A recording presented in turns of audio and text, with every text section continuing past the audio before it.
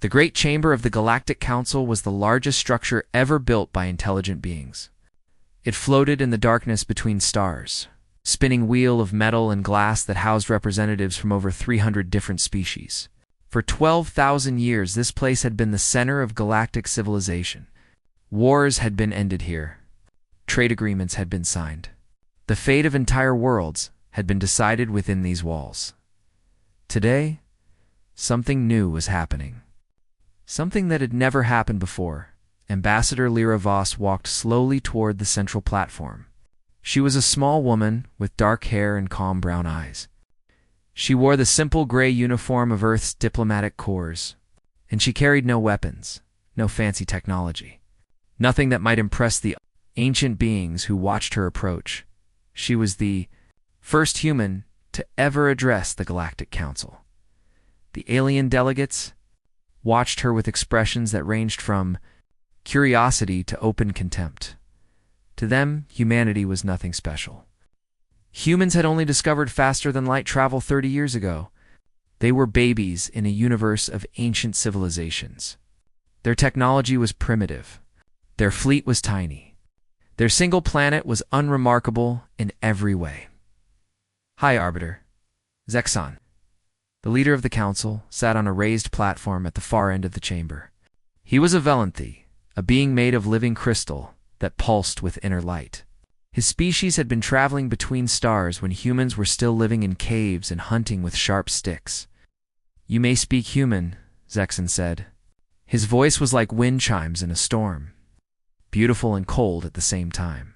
Lyra stopped in the center of the chamber and looked around at the assembled delegates. There were beings of every shape and size. The serpentine Merdine coiled in their specially designed seats. The floating Euron drifted near the ceiling, their bodies glowing with soft bioluminescence. The insectoid Korath clicked their mandibles nervously. Still uncomfortable around so many different species? "Distinguished members of the council," Lyra began, her voice steady and clear, "I come before you today to formally request membership in the Galactic Accord. Earth wishes to join the community of civilized worlds." A ripple of murmurs passed through the chamber. Some delegates laughed openly. Others simply shook their heads or made whatever gesture their species used to express disbelief. The Merdine ambassador, a serpentine creature named Cythera, leaned forward in her coiled seat. "The human presumes much," she hissed. "Your species has no fleet worth mentioning. Your planetary defenses are laughable. Your technology is centuries behind the youngest member of this council. What could you possibly offer us?" Lyra had expected this question. She had prepared for it. But when she opened her mouth to answer, she found herself speaking words she had not planned. "We offer ourselves," she said, "our soldiers, our willingness to fight." The chamber erupted in laughter. The Velanthi chimed like broken glass. The Merdine hissed with amusement. The urine pulsed bright colors that indicated mockery. Even the usually silent Korath clicked their mandibles in what passed for humor among their kind. Zexon raised one crystalline appendage, and the laughter slowly died down. "Ambassador Voss," he said, "I do not think you understand.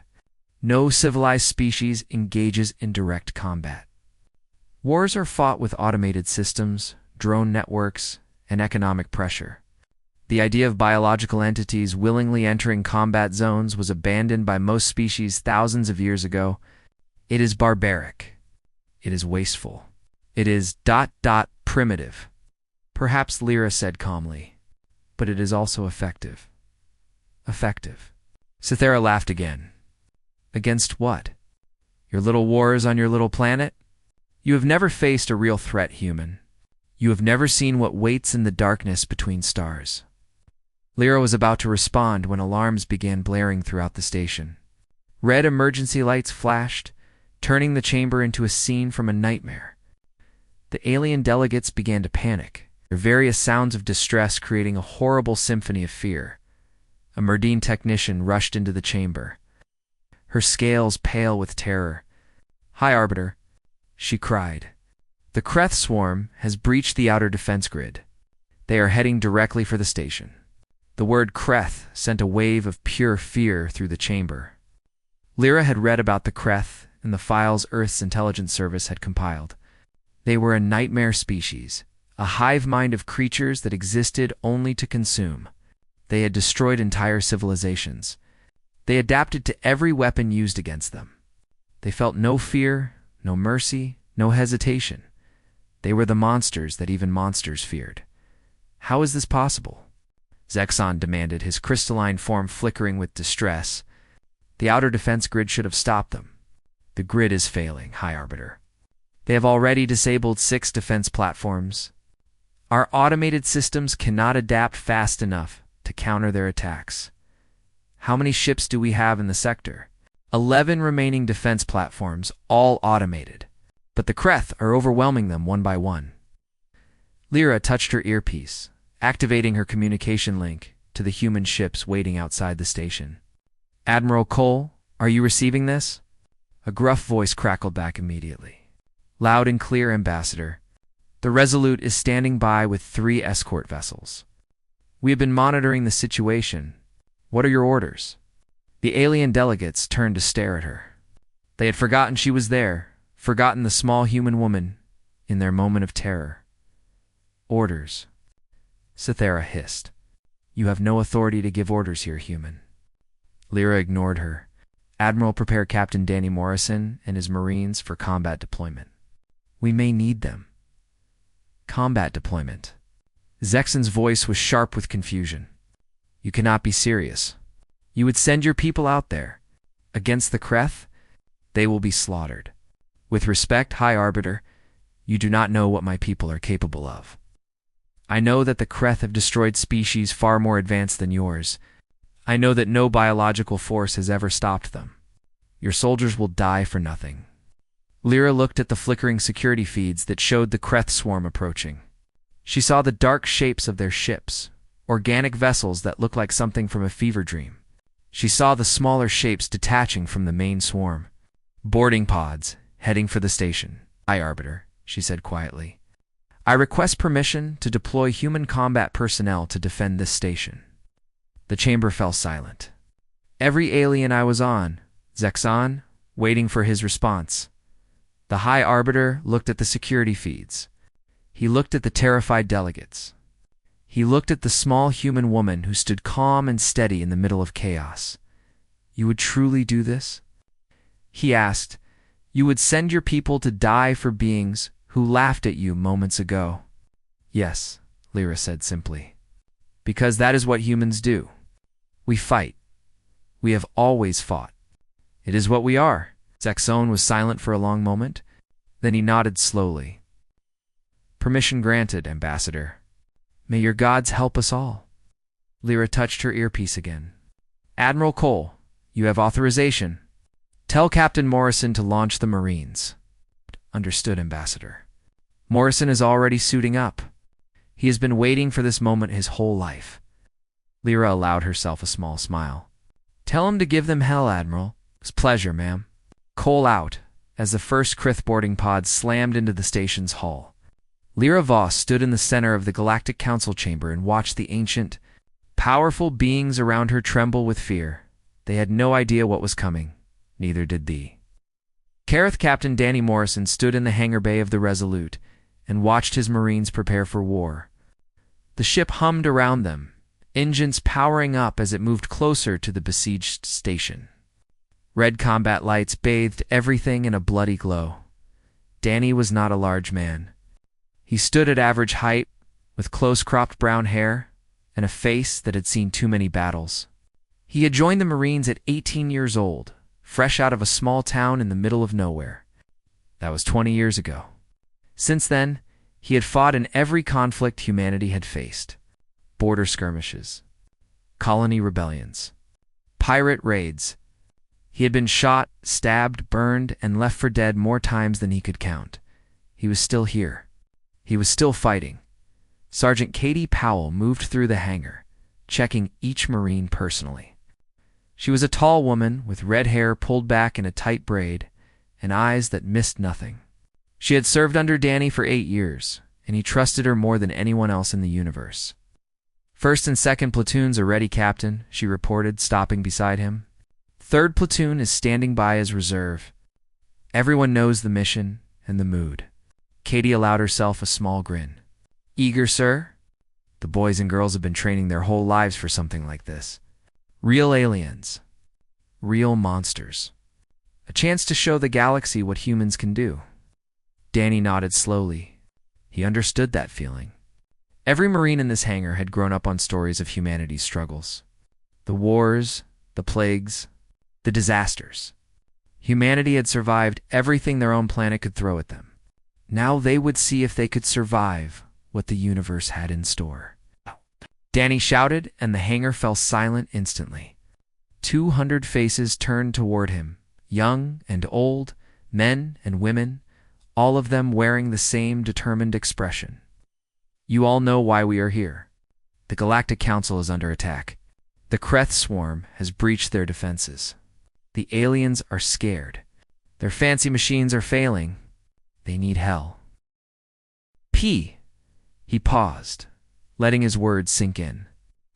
They laughed at us. They called us primitive. They said we had nothing to offer. Well, now they are about to find out exactly what humanity brings to the table. We bring ourselves. We bring our rifles. We bring 200,000 years of evolution that turned us into the most dangerous predators our planet ever produced. The Marines began to stir. Energy building in the crowd. Kreth thinks they are monsters. They think nothing can stop them. They have never met United Earth Marines. Today, we are going to introduce ourselves. Today, we are going to show every species in this galaxy that when the darkness comes, humanity stands in front of it. Today, we fight. The hangar erupted in cheers. Marines slammed their fists against their armor, creating a thunderous rhythm that shook the deck plates. Ow. To your pods? Danny ordered. We launch in 5 minutes. The Marines moved with practiced efficiency, each one finding their assigned drop pod. Danny climbed into his own pod, feeling the familiar embrace of the crash harness as it locked around his body. Katie's voice came through his helmet cum. Captain, I have tactical data from the station. The Kreth have breached the hull in 3 locations. Security feeds show approximately 200 hostiles already inside. Station's automated defenses are failing. Understood. We will split into 3 teams. You take 2nd Platoon to the eastern breach. Lieutenant Sam Harris takes 1st Platoon to the western point. I will lead the command element to the central breach. That is closest to the council chamber. You're going in personally, sir. Someone has to lead from the front, Sergeant. Understood, sir. Give them hell. The drop pod launched with a violent jerk, throwing Danny back into his seat. Through the small viewport, he could see the council station growing larger. A beautiful construct of metal and glass now, scarred with impact craters and burning hole breaches. His pod slammed into the station's outer hull with bone-jarring force. Emergency clamps locked on, holding them in place. Cutting torches built into the pod's nose began burning through the metal, filling the small space with the smell of molten steel. 30 seconds to breach, Danny announced over the squad. Come. Weapons ready. Stay close. Watch your corners. These things are fast and mean, but they are not human. That is their weakness. Private Tyler Grant sat in the pod beside him, gripping his rifle so tightly his knuckles were white. Tyler was the youngest Marine in the squad, barely 20 years old, and on his first real deployment. His face was pale behind his helmet visor. Sir, Tyler said quietly, what if we cannot stop them? Danny looked at the young Marine and remembered being that young once, that scared, that unsure. We will stop them, Private. That is what we do. That is what we have always done. The cutting torches broke through. The pod's front hatch blew open, and Danny was first through the breach, rifle up and scanning. The corridor beyond was a nightmare. Emergency lighting flickered red and dying. The walls were covered in strange organic growths, like the station itself was being infected. The smell was indescribable, a mix of acid and decay and something else, something alien, movement ahead. Danny saw them clearly for the first time. Kreth warriors. 6-limbed nightmares of black chitin and glistening teeth. Their bodies were wrong in ways that made his brain hurt to look at. Too many joints. Too many eyes. Mouths that opened in directions mouths should not open. They were fast. They were terrifying. They were about to die. "Contact front," Danny shouted. "Weapons free?" The corridor exploded into violence. Muzzle flashes lit up the darkness as the Marines opened fire. Armor-piercing rounds tore through chitin. Kreth warriors shrieked, a sound that bypassed the ears and went straight to the primitive part of the brain that remembered being prey. One of the creatures lunged at Tyler. The young Marine froze. Terror, overwhelming training. Danny saw it happening, saw the Kreth's claws reaching for Tyler's throat. He did not think. He did not plan. He simply moved. Danny stepped between Tyler and the Kreth, his rifle coming up in one smooth motion. 3 rounds punched through the creature's open mouth, shattering whatever passed for a brain inside its skull. The Kreth collapsed at Danny's feet, twitching as it died. "Breathe, Marine," Danny said calmly, not taking his eyes off the corridor ahead. "Stay focused. We have a job to do." Tyler swallowed hard and nodded. "Yes, sir." "Thank you, sir. Thank me when we are drinking beers back on Earth. Now move." They pushed forward, room by room, corridor by corridor. The fighting was brutal and close. The Kreth attacked without fear or hesitation, throwing themselves at the human lines in waves of teeth and claws. The Marines met them with disciplined fire and unbreakable determination.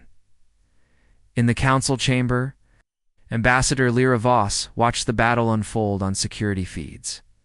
The alien delegates clustered around her, their expressions cycling through horror, disbelief, and something that might have been wonder. "They are actually fighting them," the Merdine ambassador whispered. "Face to face. Claw to hand. I have never seen anything like it." "Neither have the Kreth," Lyra replied quietly. "That is why we are going to win." High Arbiter Zexon stood beside her, his crystalline form pulsing with emotions she could not name. "Your people are dying, Ambassador. I see them fall. How can you be so calm?" Lyra watched as another Marine went down, dragged under by a swarm of Kreth warriors. She watched as his squad mates fought to reach him, watched as they killed every Kreth in their path, watched as they carried his body with them, even as they advanced. "I am not calm, High Arbiter," she said softly. "I am proud. Those are my people out there. They are fighting and dying for beings they have never met, for a council that laughed at them, for a galaxy that does not understand them. They do it because it is right. They do it because someone has to. They do it because they are human." Zexon was silent for a long moment. Then he spoke, his voice barely above a whisper. "We had forgotten, all of us. We built our machines and our drones and our automated systems. We thought we were civilized.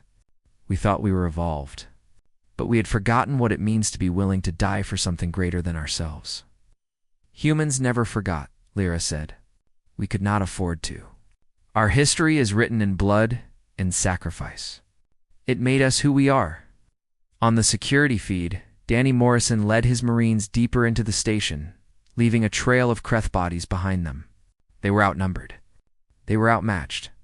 They were winning anyway, because that was what humans did. 3 hours into the battle, Danny Morrison was covered in blood. Some of it was his own. Most of it was not. His team had linked up with Sergeant Katie Powell's squad near the station's central power core.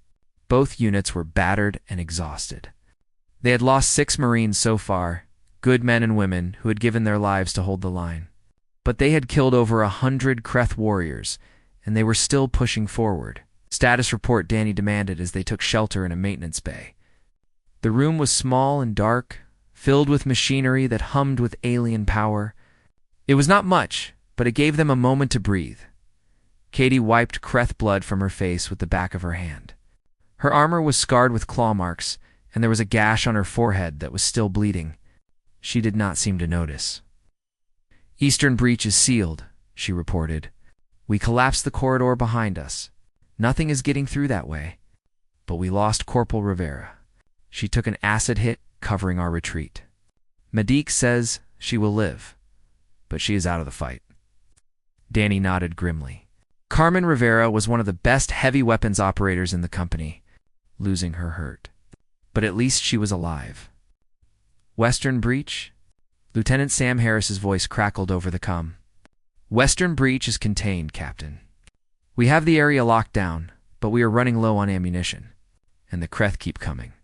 There must be hundreds more of them in the station. Understood. Hold your position. We are going to push for the council chamber. Danny pulled up a tactical display on his helmet's internal screen. The council chamber was only a few hundred meters away, but those meters were crawling with Kreth. The creatures had concentrated their forces around the chamber, as if they knew that killing the council delegates would break the back of galactic resistance. Maybe they did know. The Kreth were supposed to be mindless, but Danny had seen them adapt too quickly, coordinate too effectively.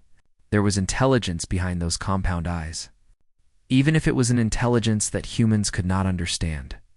Captain, Tyler Grant spoke up, his voice steadier now than it had been at the start of the battle. The young Marine had grown up fast in the past 3 hours. He had killed his share of Kreth and saved 2 of his squad mates when they were surrounded. He was not a boy anymore. What is it, Private? I have been watching the Kreth movement patterns. They are not attacking randomly. Every push they make, even the ones that seem random, they are all moving toward the same point. The council chamber? Katie leaned over to look at his display. He is right, Captain. They are converging. It is like they know exactly where the delegates are, 'cause they do, Danny said. The Kreth are predators. They hunt the most important targets first. If they kill the council, the whole galactic accord falls apart. No leadership. No coordination. Easy pickings, so we need to get there first. That is the plan.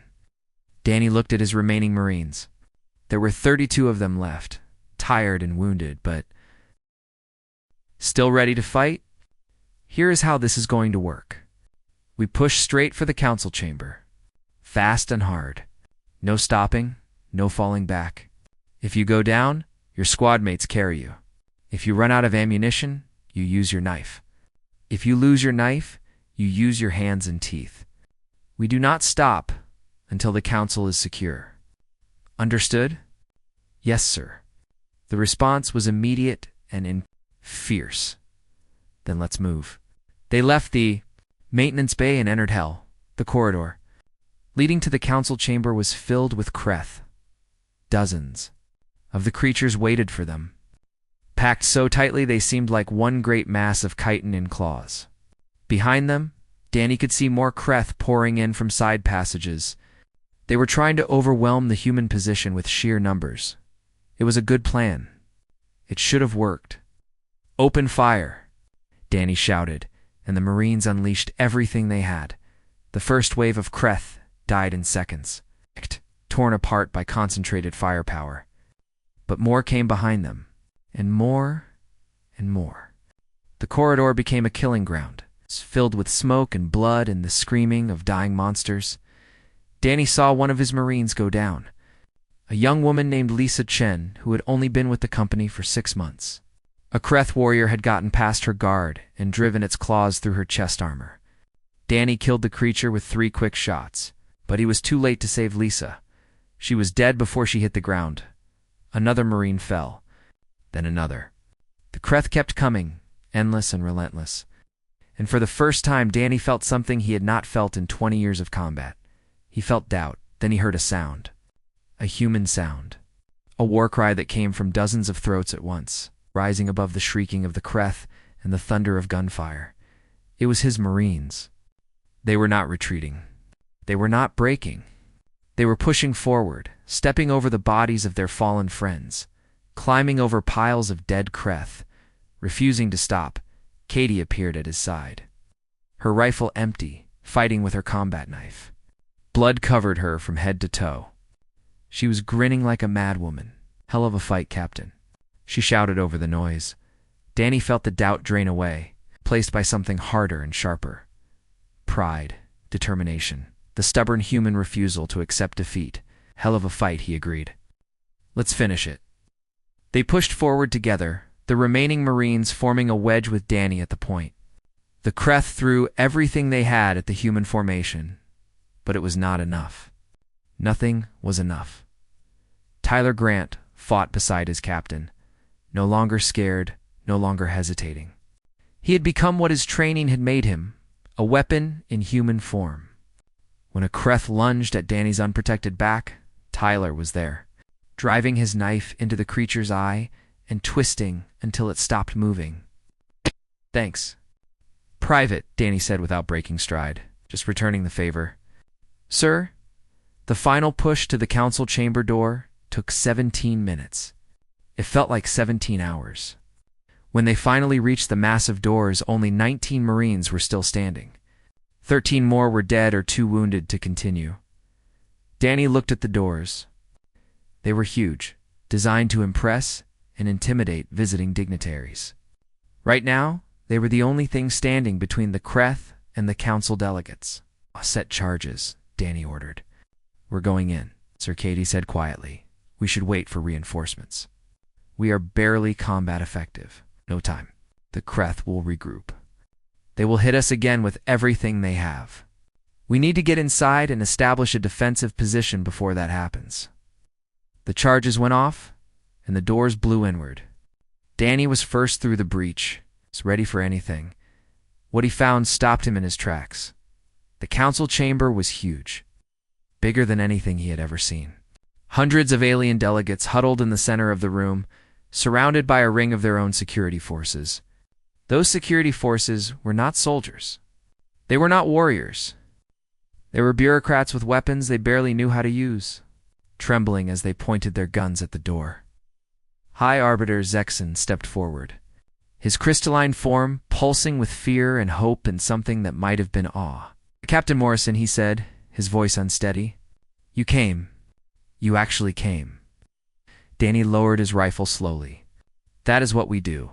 High Arbiter. We come when people need help. Even people who laughed at us." "I do not understand why. Why would you sacrifice so much for beings you have never met?" Danny thought about Lisa Chen, dead in a corridor with Kreth claws in her chest.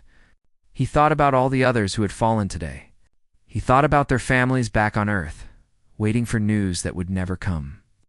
"Because someone has to," he said simply. "And we are the only ones who still know how."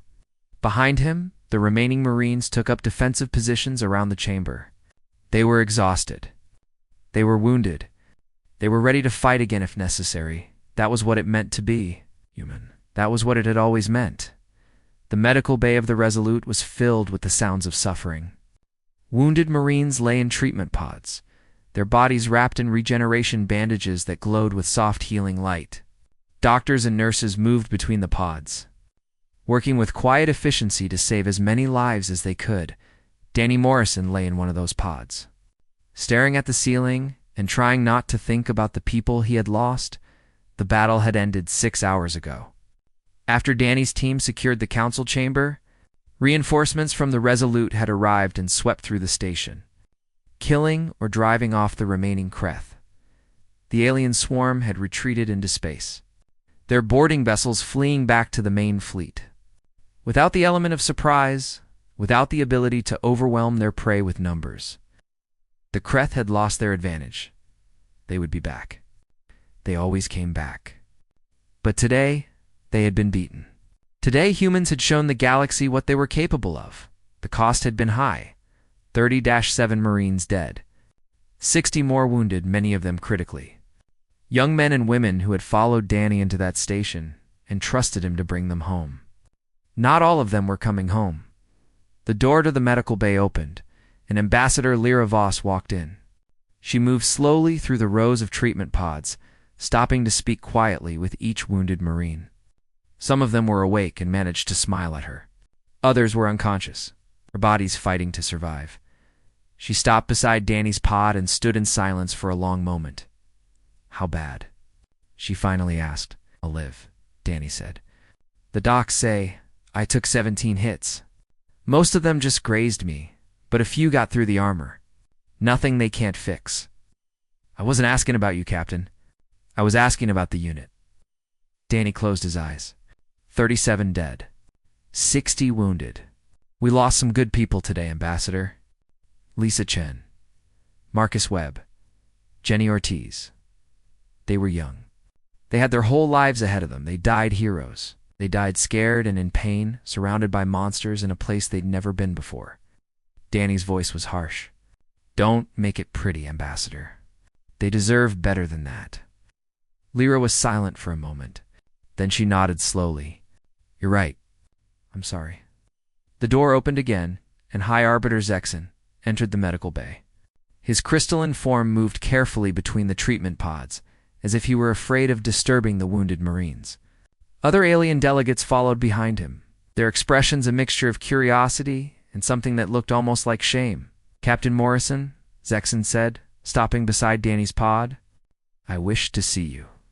To speak with you. Danny tried to sit up, but Lyra put a hand on his shoulder and pushed him gently back down. Stay down, Captain.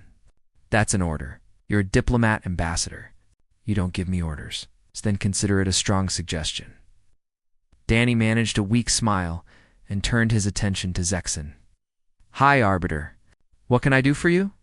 I wanted to understand, Zexon said. His voice was quieter than before, less certain. I watched your people fight.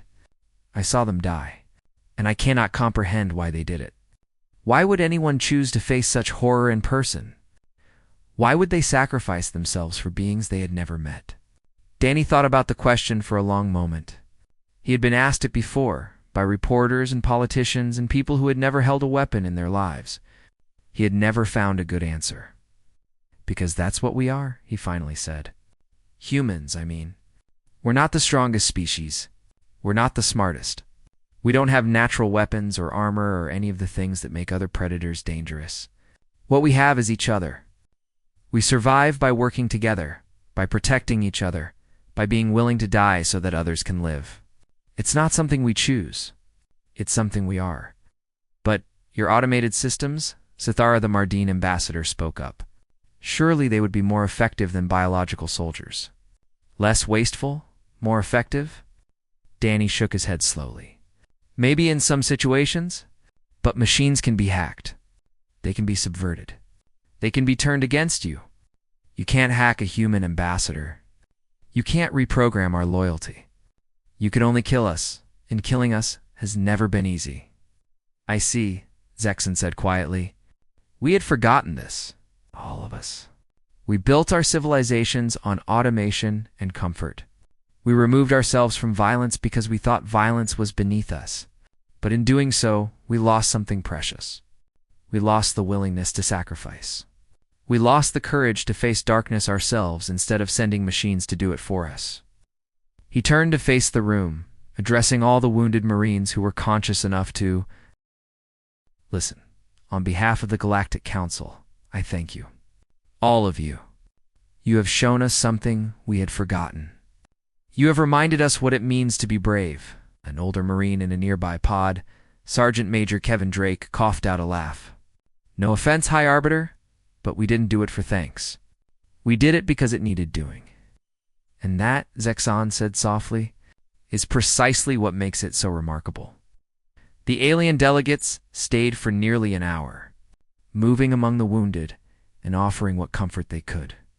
For beings who had never experienced direct combat, they seemed genuinely moved by what they witnessed. Some of them wept, their alien tears strange and beautiful in the medical bay's harsh light. When they finally left, Lyra stayed behind. The council has voted, she told Danny. Unanimously. Earth has been granted full membership in the Galactic Accord. Danny nodded slowly. That's good. That's what we came here for. It's more than that. They're asking us to help them rebuild their military doctrine. They want to learn how to fight again. How to be warriors instead of just observers. It's a big job. It is. And they specifically requested you to lead the training program. General Morrison, if you accept the promotion. Danny stared at her. General, you've earned it. More than earned it. What you did today, ... The council has never seen anything like it. You showed them that courage isn't something that can be automated. You showed them that some battles can only be won by those willing to die for something greater than themselves. Danny thought about his fallen Marines. He thought about Lisa Chen and Marcus Webb and Jenny Ortiz and all the others who would never go home. He thought about their families, who would receive folded flags and empty words of condolence. He thought about what it would mean to train an entire galaxy to fight like humans. "I'll need time," he said. "Time to heal. Time to honor the dead. Time to make sure their sacrifices meant something." "You'll have it," Lyra promised. "Take all the time you need." She turned to leave, then paused at the door. "Captain ... Danny, thank you for everything." Danny closed his eyes and let exhaustion wash over him. "Thank them," he said quietly, gesturing at the wounded Marines around him. "Thank the ones who didn't make it. They're the real heroes." "I know," Lyra said. "The whole galaxy knows now." She left, and Danny lay in the darkness of the medical bay, surrounded by the soft sounds of healing and the quiet breathing of his wounded Marines. They had won. Humanity had shown the galaxy what it meant to be warriors. The Galactic Council would never look at them the same way again. But Danny could not celebrate. Not yet. Not until he had visited every family of every Marine who had died under his command.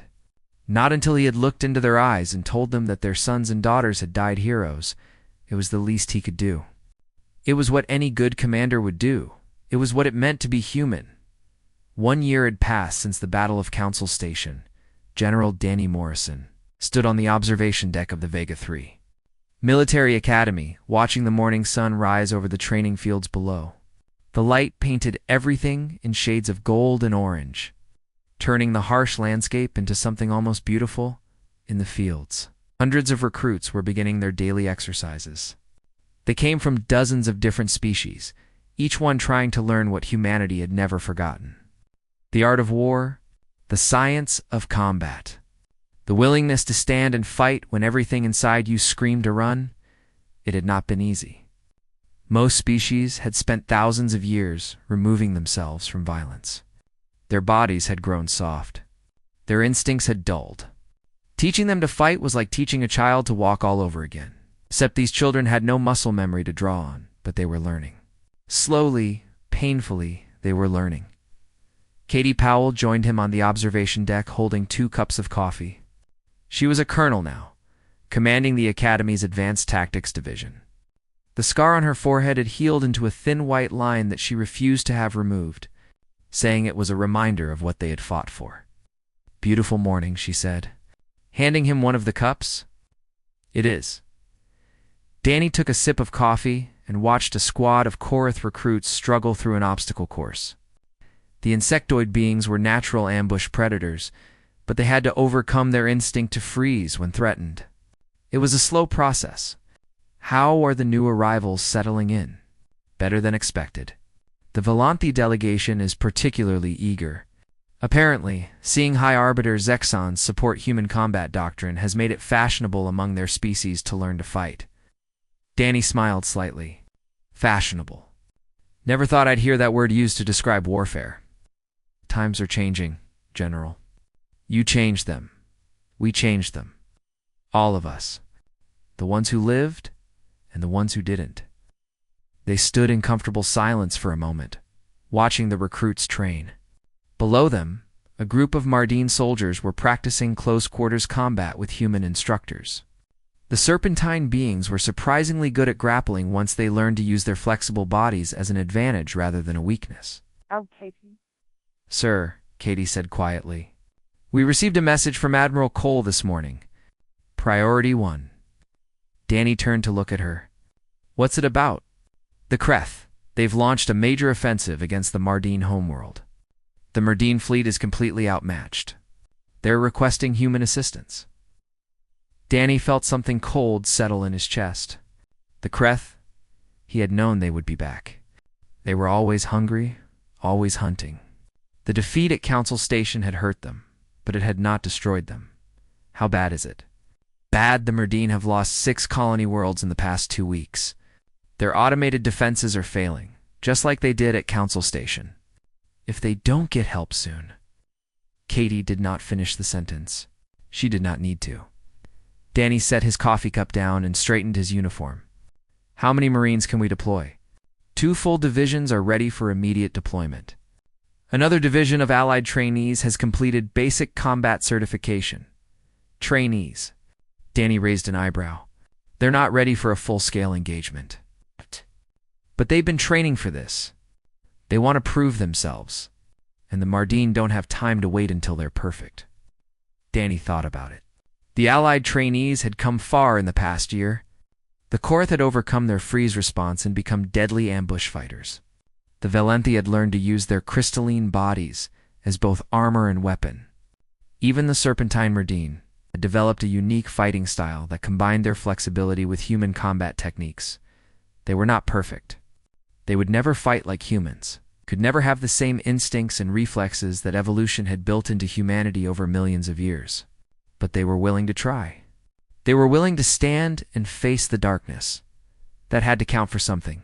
Lieutenant Tyler Grant, Danny said suddenly. Where is he? Running morning drills with the third-year recruits, sir. Get him up here. Katie touched her cum unit and spoke quietly. A few minutes later, Tyler Grant appeared on the observation deck. He was a lieutenant now, one of the youngest officers in the service. The scared boy who had frozen when facing his first Kreth was gone, replaced by a confident young man with steady eyes and a calm voice. You wanted to see me, General? The Kreth are attacking the Mardine homeworld. I'm taking the Marines to help. I want you to come with me. Tyler did not hesitate. Yes, sir. When do we leave? Danny smiled slightly. You don't want to know what we're walking into first. Does it matter? The Mardine need help. We're the ones who can provide it. That's all I need to know. Good answer. Danny turned to Katie. Dono, you have command of the academy until I return. Keep the training programs running. We're going to need more soldiers before this is over. Understood, General. Give them hell out there. That's the plan. Danny walked off the observation deck and headed for the command center. As he walked, he activated his cum unit and began issuing orders. Divisions were mobilized. Ships were prepared. Weapons were loaded and checked. Within 6 hours, the human fleet was ready to depart. Danny stood on the bridge of the Resolute, looking out at the stars. The ship was older now, scarred from the battle at Council Station and a dozen smaller engagements since then. But she was still strong, still ready to fight. Behind him, Marines filled the ship's corridors and hangar bays. Human Marines and Allied soldiers from a dozen different species, all of them wearing the same determined expression. They were not the same force that had fought at Council Station. They were bigger, stronger, more diverse. They were the beginning of something new. A galactic military that combined human determination with alien capabilities. A force that could stand against any threat, no matter how terrible. Admiral Cole, Danny said, touching his cum unit. Are all ships ready for departure? Ready and waiting, General. The fleet is yours. Danny looked at the tactical display, showing the distant Mardine homeworld and the Kreth fleet that surrounded it. Hundreds of enemy ships. Thousands of warriors. A force that had destroyed civilizations and devoured worlds. The Kreth had never faced anything like what was coming for them now. All ships, Danny announced, his voice carrying across the fleet. This is General Morrison. The Mardine have called for help. The galaxy is watching. Today we show them what happens when you threaten our friends. Today we remind the Kreth why they sup.